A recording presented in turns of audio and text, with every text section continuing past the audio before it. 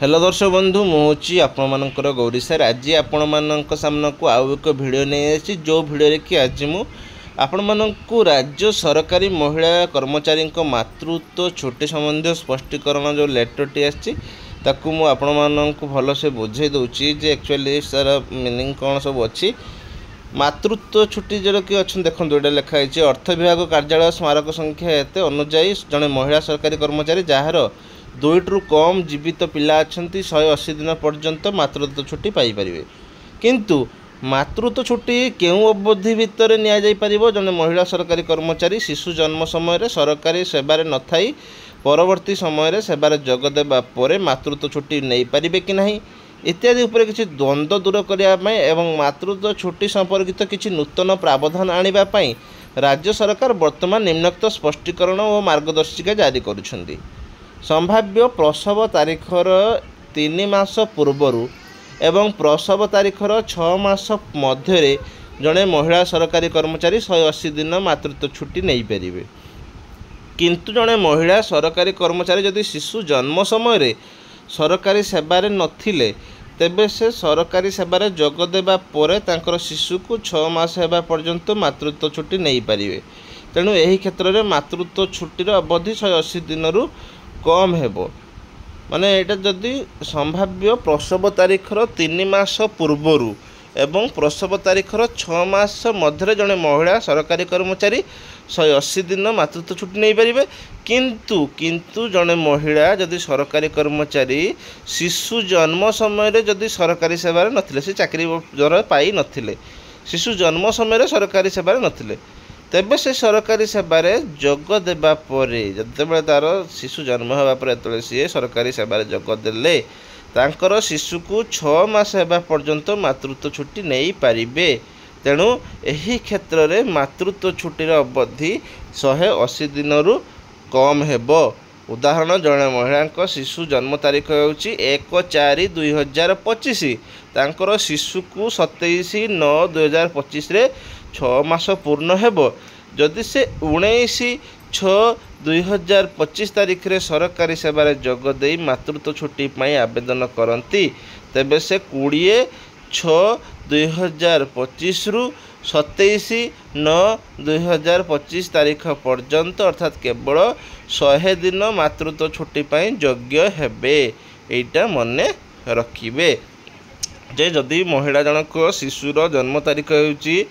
1/4/2025 तांकर शिशु को 27/9/2025 रे 6 मास पूर्ण हेबो जदि से 19/6/2025 तारीख रे सरकारी सेवार जोग दे मातृत्व छुट्टी पाई आवेदन करुछंती तेबे से 20/6/2025 रु 27/9/2025 तारीख पर्यंत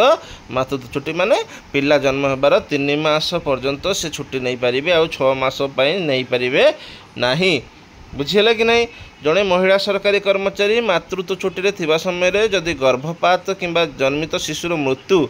जन्मर 28 दिन मध्य कि मृत शिशु जन्म 28 सप्ताह किंबा तदूर्ध समय गर्भधारण पर जदि निर्जीव शिशुर जन्म हुए तेबे तांकर मातृत्व छुट्टीर अवधि से दुर्घटना दिन ठारू 42 दिन पर्यंत रहिबो किंतु यदि शिशुर मृत्यु जन्मर 29 दिन रु 120 दिन मध्य हुए तेबे संपृक्त महिला सरकारी कर्मचारी मातृत्व छुट्टी से दुर्घटना दिन ठारू 14 दिन पर्यंत रहिबो यदि तांकर मातृत्व छुट्टीर अवधि शेष हो जाइथिबो तेबे से अधिक 14 दिनर मातृत्व छुट्टी पाइबे किंबा जदि तांकर मातृत्व छुट्टीर अवधि दुर्घटना दिन ठारू 14 दिन भितर शेष हो जाउथिबो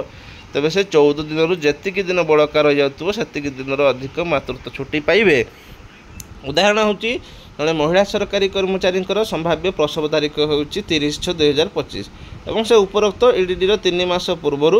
तथा 1/4/2025 तारीख रु 27/9/2025 तारीख पर्यटन मात्र छुट्टी नहीं 1/6/2025 तारीख में मृत शिशु जन्म बा गर्भपात हुए तेबे सही तारीख रु 42 दिन पर अर्थात 12/7/2025 तारीख में मातृत्व छुट्टी अवधि शेष होब। जड़े महिला सरकारी कर्मचारी 1/4/2025 तारीख रु 27/9/2025 तारीख पर्यंत मातृत्व छुट्टी और शिशु जन्म तारीख होची 1/4/2025 यदि 28/4/2025 तारीख जन्मित शिशुर मृत्यु हुए अर्थात जन्मर 28 दिन मध्य तेबे सही तारीख रु 42 दिन पर अर्थात 8/6/2025 तारीख में मातृत्व छुट्टी अवधि शेष हम किंतु जदि 1/5/2025 तारीख में जन्मित शिशुर मृत्यु हुए अर्थात जन्मर 28 दिन पर 120 दिन मध्य तेज से दुर्घटना तारीख रू 14 दिन पर अर्थात 14/5/2025 तारीख में मातृत्व छुट्टी अवधि शेष हम। जड़े उदाहरण 3 जन महिला सरकारी कर्मचारी 31/1/2025 तारीख रू 29/7/2025 तारीख पर्यटन मातृत्व छुट्टी नहीं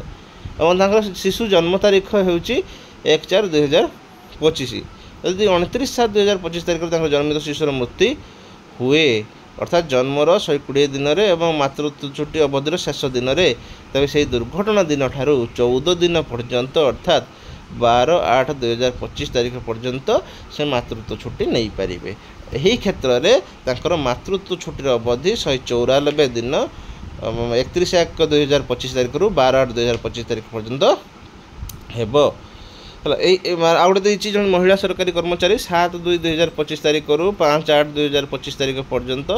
मातृत्व छुट्टी नहीं शिशु जन्म तारीख हूँ 25/4/2025 यदि 29/7/2025 तारीख में जन्मित शिशुर मृत्यु हुए अर्थात जन्मर 95 दिन में मातृत्व छुट्टी अवधि 173 दिन में तेज से दुर्घटना दिन ठारू 14 दिन पर्यंत छुट्टी नहीं पारे। पूर्व जिते थर मातृत्व छुट्टी नहीं भी जड़े महिला सरकारी कर्मचारी द्वितीय जीवित संतान रखापी बारंबार मातृत्व छुट्टी नहीं पारे।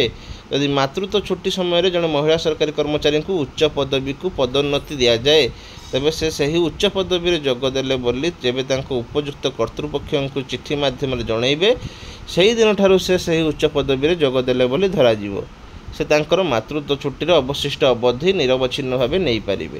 जड़े महिला सरकारी कर्मचारी तांकर मातृत्व छुट्टी एककालीन निरवच्छिन्न भाव विभिन्न पर्यायर नहीं पारे। मातृत्व छुट्टी लाभ करने शिशु प्रसव जेकोसी सरकारी स्वीकृति प्राप्त चिकित्सालय हेबा आवश्यक। मातृत्व छुट्टी संपर्कित नूतन प्रावधान गुड़िक यही कार्यालय स्मारक प्रकाशित तारीख रू भविष्यत कार्यकारी हेब। मातृत्व छुट्टी संबंध में जदि किसी असुविधा उपजे तेज अर्थ विभाग सह परामर्श करा पारे। यार एक नकल समस्त को दिगला यहाँ हूँ आपको मुझे जनईदेली मोर चैनल मध्यम ओडिशा सरकार अर्थ विभाग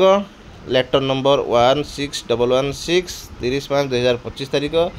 यदि आपण मानक आज भिडियोटी भल लगी था निहाती चैनल को सब्सक्राइब करूँ वीडियो को लाइक करूँ जिते सारा एजुकेशन संबंधी वीडियो मुझे मोर यही चैनल रे मु नहीं आसबि आपण मैंने पाइपर तेणुक एजुकेशन संबंधी जहाँ भी नोटिफिकेशन आसो मुझे चैनल रे जनईदेवी। तो चैनल को सब्सक्राइब कर दिंतु वीडियो को लाइक कर दिंतु। रहुची धन्यवाद। जय जगन्नाथ।